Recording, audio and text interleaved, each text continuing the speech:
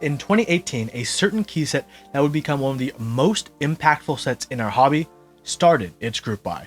That set was GMK Olivia, and today that colorway is known by almost every enthusiast.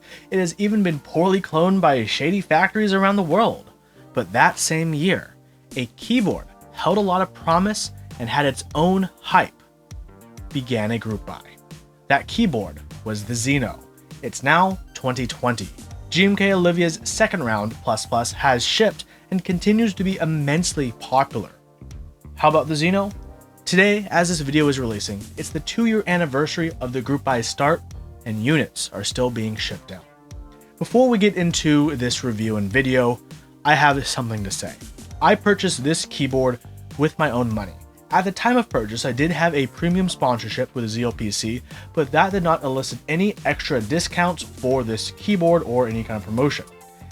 At the moment, I am also not in any kind of premium sponsorship arrangement with Xeno, and the only support and connection is my affiliate link for anyone who wants to buy switches from Xeno PC to support this channel. All opinions in this video are mine and mine alone, so with that in mind, let's continue. Keyboards start as blank slates when it comes to their reputations. Sometimes a keyboard is an accessory to a designer's reputation, and in other circumstances, the keyboard has a reputation of its own. For example, the Xeno is a keyboard with a self-contained bad reputation. That means the Xeno doesn't reflect poorly on RamaWorks, TGR, or Originative. It's just a bad keyboard for a lot of people. On the other hand, a board like the Lumina is an accessory to Teslatron's horrible community reputation. When a keyboard has a reputation, it can run the full gamut of emotions. Certain keyboards inspire awe and desire, and other keyboards, they cause thoughts of utter revulsion and disdain. These days, many view the Xeno as a keyboard with quite the reputation. If you formed your own opinions on the Xeno's reputation, you might already know what to expect. If you haven't, then I think the only way we can naturally begin this story is with some keyboard history. The Xeno is a 75% keyboard that was designed by Poner. We'll start the story at the launch of the group buy. The history of the Xeno. The Xeno is a 75% keyboard designed by Poner and was run over on xenopc.net. The group buy for the Xeno opened up on November 26, 2018. If you pulled the trigger before December 2nd, you earned yourself a $40 discount, bringing the price of the board from $460 to the cost of a cool $420. Nice. If you weren't so quick on the draw, you still had time to dilly-dally, since the purchasing period went all the way from November until February 15th, 2019. Even today, that sounds ridiculous. A pre-order period of almost 2 months. That's going to be a decent amount of keyboards ordered. At this time in late 2018, Xeno was riding high off the success of the Zephyr, an industrial 65% tank. Aside from the color purple ending up more blurple with more blue than purple, it was a success of a keyboard and made people very excited to see what was the next big project, which was the Xeno. With all the enthusiasm, hundreds, including myself, joined the group buy, and we would also be put through our own journey of Geek Hack posts, Discord posts, and the number one thing we all do in this hobby, waiting. The wait wasn't expected to be too long. Xeno said units would be starting pre-production during the purchasing period, so folks could expect an estimated shipping window of between April and May of 2019. That's roughly a 2-month turnaround from the February end dates for hundreds of Xenos. Even the most optimistic folks saw that a 2-month turnaround on this many units might not be entirely possible, considering Chinese New Year's can shut down factories for some time. With that in mind, people weren't surprised or upset when Poner, the designer, gave the first official update on April 27. The boards would be shipping to Xeno at the end of May. Shipping would commence in early June after KeyCon, which was the beginning of June. In late May, Xeno would post his first update, confirming that the group buy would still be looking at a June fulfillment after KeyCon. KeyCon 2019, it was fun, it was amazing. It came and it went, and people were getting excited about their Xenos. Getting excited. getting excited, staying excited, and now it's June 30th. No updates. Did shipping start? Yes, no? Oh, what's this? A news alert? A Poner update. It reads, quote, I asked for an update on the 27th, waiting to hear back. Oh, well, let's move along now. It's mid-July, and Zeal comes in with an update. What is happening? Factory delay. Oh, so they haven't shipped the boards? What's the factory delay about? Environmental protections audits. Well, at least we get a teaser of what the factory's been working on. What have they been working on? Rose gold parts. Why? Because they all need to be redone. Because they weren't rose gold enough. Yeah. Well, okay, hopefully soon, right? A couple more weeks roll by, and now on August 1st, Poner gives us the update we all wanted to hear. Boards with black or silver PVD parts have started to ship out to customers. Great news, shipping has finally began. 3 to 4 month delay, okay, that's reasonable even in today's timelines. That doesn't sound too shabby, right? Things are moving ahead, things are looking on the up and up. The following month, in October, we hear an update on the 2nd. Rose gold units have finally started to ship. Aside from the PVD parts that need to be recut and redone, November is when rose gold Xenos would start shipping out. Awesome.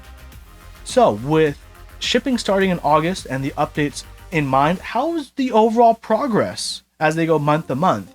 Well, on December 4th, an update was that 25% of Xenos have been fulfilled. So it's progressing, at least even if it's a year later. Wait, that means August, September, October, November, 4 months, 25%. According to some basic math, the group buy should be done December 2020, so and that makes sense. They're still shipping at the time of writing this review. Hopefully they will be done by next month. Hopefully, for everyone who's been waiting quite a while. I received my Xeno mid-December 2019, and I built it up at the start of this year. January 1st, 2019, actually. That feels so long ago. Wow. My build wasn't anything too special. There are definitely issues, which we'll be going over shortly.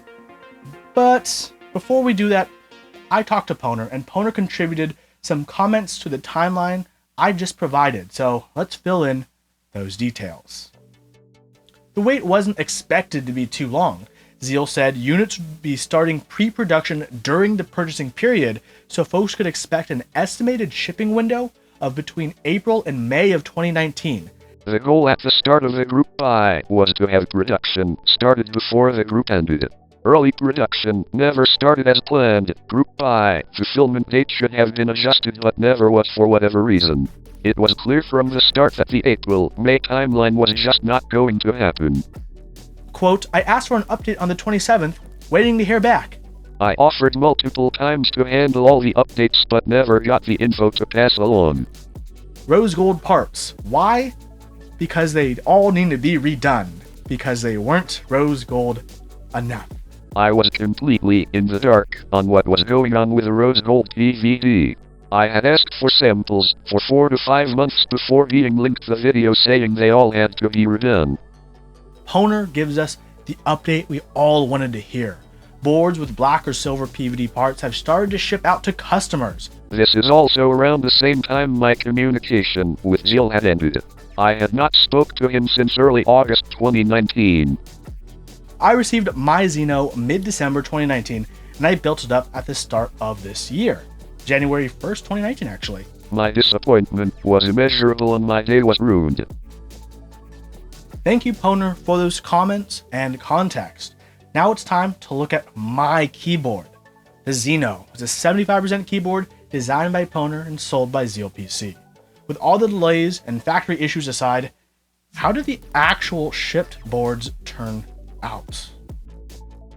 The Xeno's price started at $460 before the potential $40 discount, and the price could be increased with the option to add Zeal switches at a slightly discounted price. My Xeno with the $40 early bird discount cost me $490 before shipping, as I opted to add switches to my order.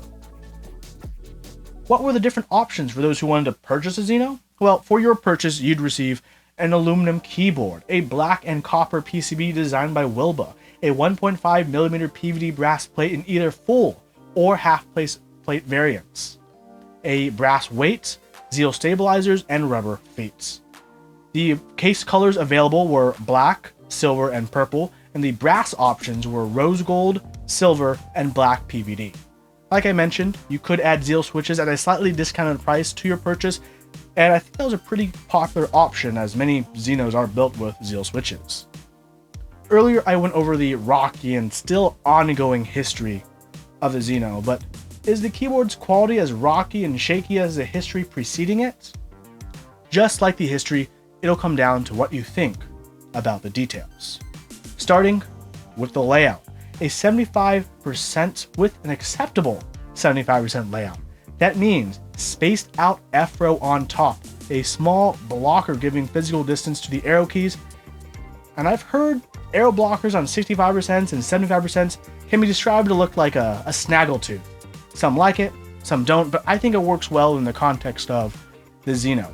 On top, we can see the Xeno logo. Inside, an LED shines from the PCB to give the logo some illumination and flair. The spacing between the top case and the edges of the keycaps look fine, and you can see just enough of the plate around the edges to tease you.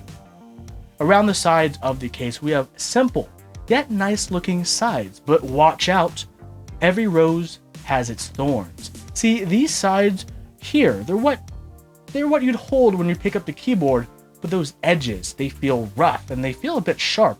If you picked up just the sides with the tips of your fingertips, they'll bite in and dig in your fingertips. Certainly not what you'd expect from a mid $400 keyboard. I asked Honer about this and he said, honestly, it was most likely an oversight on his part. It's very unfortunate, but hopefully a learning experience. But sharp sides aren't what I'd want or expect out of a board like the Xeno. When we rotate to the back of the board, it's just so blatantly obvious that the anodizations are mismatched. Black and tactical black. So, in my Xeno research, I came across some interesting information. I came across a post from Zeal discussing his QC process. Of course, a QC process before a board leaves the vendor is quite common and expected in our community. What was this process that led to me receiving a dual-tone Xeno though? The Xeno's QC process involved checking for visible exterior defects.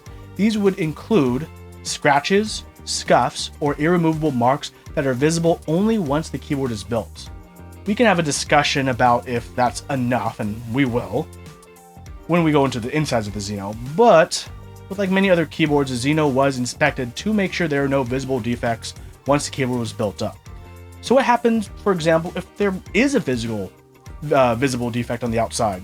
Say one of the Xenos Zeal received had a huge scratch, a huge gash on the top of the case, very visible, raw metal showing out. Well, according to Zeal and his process, he'd send the top back to the factory to be refinished and redone for him. He'd pair the bottom of the case and the rest of the components with another acceptable top piece. I think at this point you can see why and how I ended up with a Xeno that's a bit two-tone Malone. You may be wondering, but Huey, if that was the case, shouldn't all the black anodized parts be the same black anodized parts? And that's an absolutely great point, and one I've wondered about constantly. And I think at this point we can just chalk it up to poor factory QC, because technically, according to Zeal's QC process, both these tops or bottoms on the exteriors where it's visible are neither scratched, scuffed, or have marks that wouldn't come off. So with all that in mind, it's disappointing how my Xeno's anodization turned out as a whole. The quality of the anodization itself for individual parts feels fine. I have no major complaints about that, but I prefer to have a top and bottom of the same color. Mismatched anodizations don't fall under exterior defects. It's not a scratch, it's not a scuff, it's not an irremovable mark.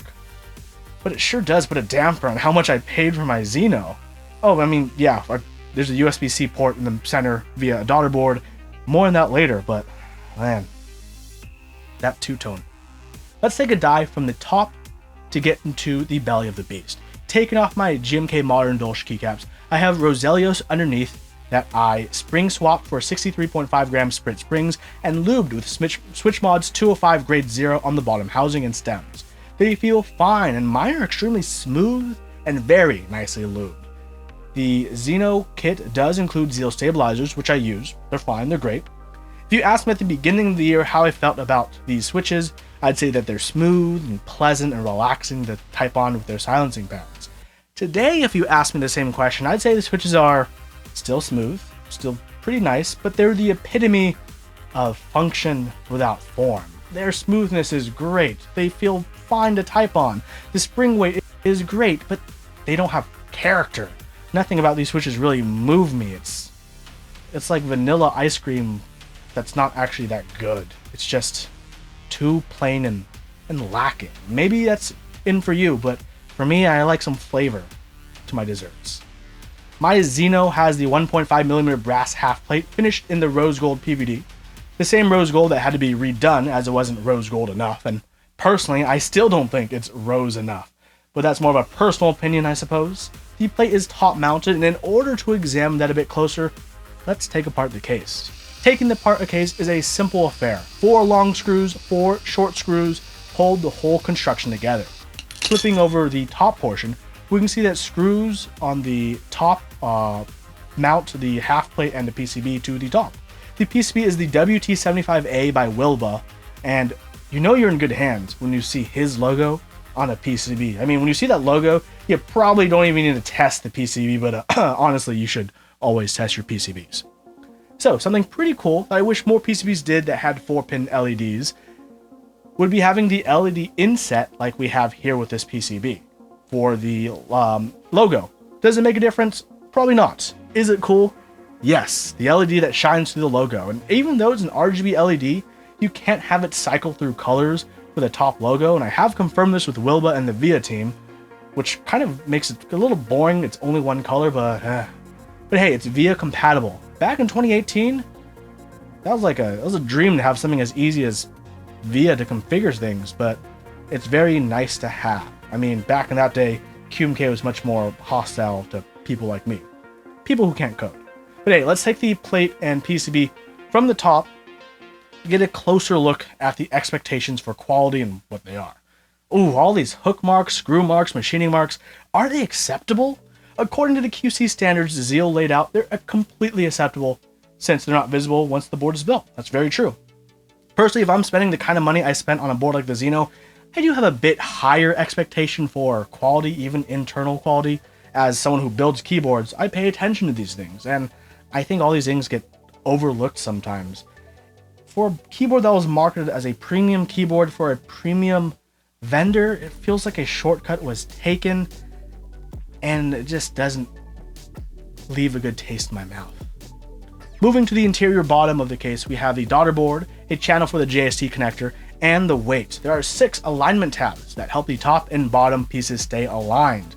The weight is held in place by 2 screws, and oh boy, that weight. What's with all the talk about the weight? Well, it's certainly the creme de la creme of disappointment when it comes to the Xeno. When a keyboard has a weight with a design, that's essentially the signature that the designer left for and on the board.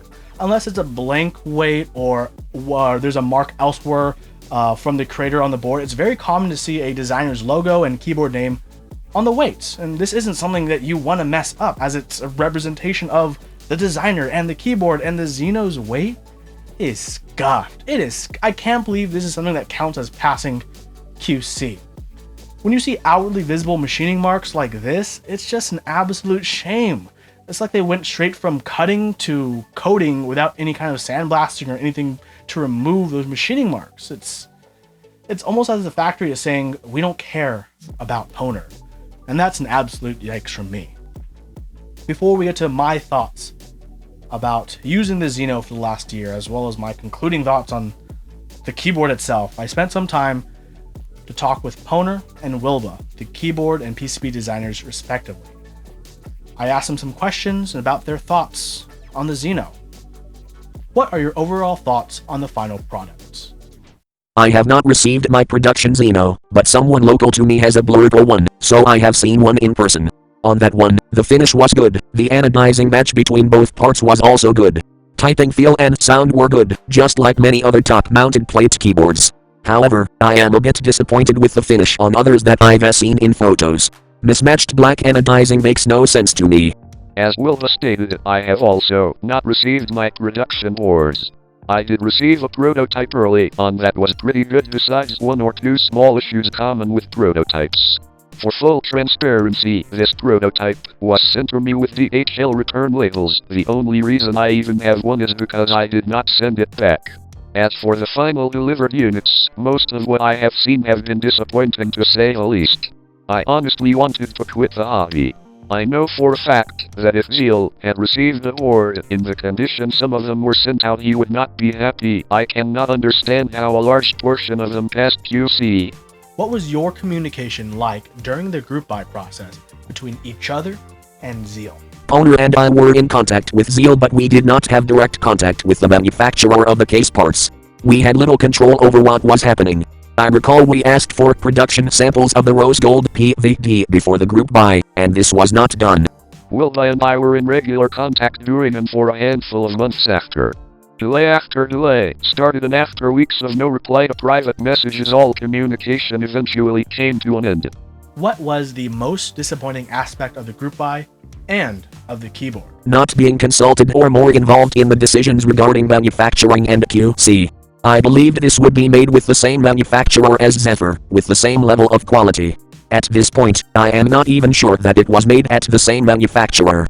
Everything.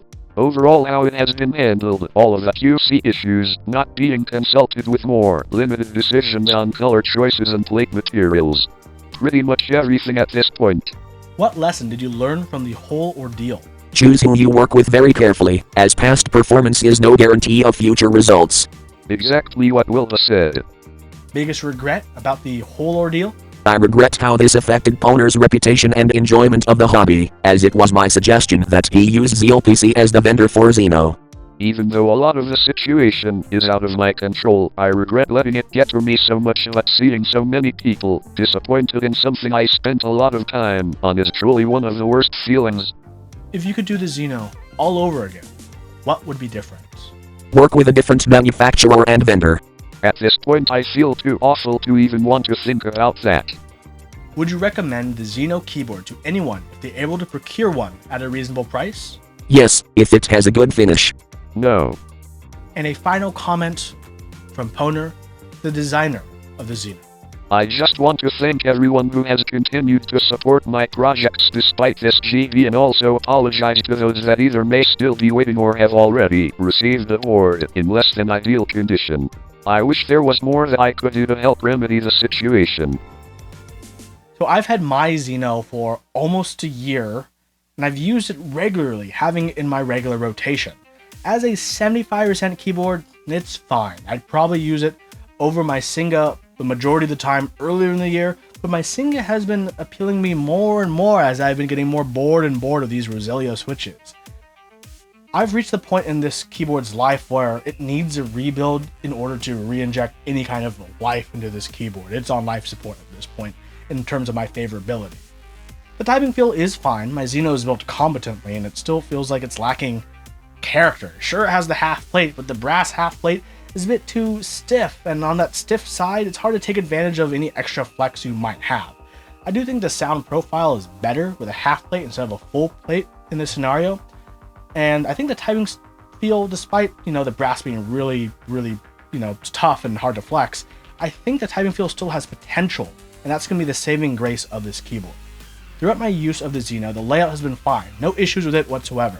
It works when I need it 75%. It works right now as a quiet board I can use, and it works as an okay keyboard to show off keycaps on, depending on the angle you look at it. But it's not okay as a truly endgame premium keyboard. Not in 2018, and certainly not today in 2020. Do I like my Xeno? Mixed feelings, to be honest. If I compared this to modern keyboards in the same price range, the Xeno would be outgunned and outclassed. It's an awkward step between a keyboard premium and a keyboard that has a good price to rate ratio. Neither is this premium enough, nor does it have the right ratio of quality to price. Among the Everest of premium keyboards, the Xeno did not make it to the summit, and instead lies along the side of the path, a landmark for us to learn from our mistakes.